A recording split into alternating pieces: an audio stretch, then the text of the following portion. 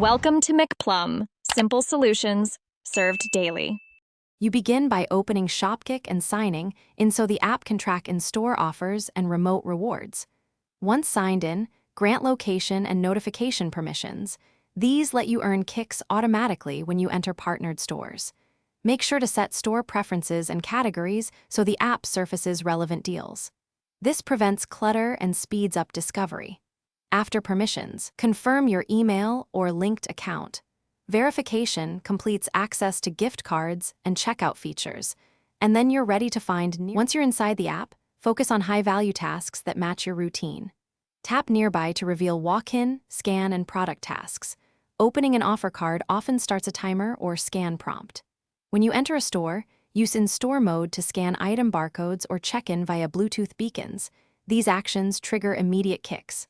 Also balance in-store activities with remote tasks like videos and surveys because they add steady kicks without travel. Track progress in the My Kicks tab so you can prioritize the fastest rewards. Finish by redeeming your accumulated kicks for gift cards or coupons. Go to Redeem, pick a reward, and confirm.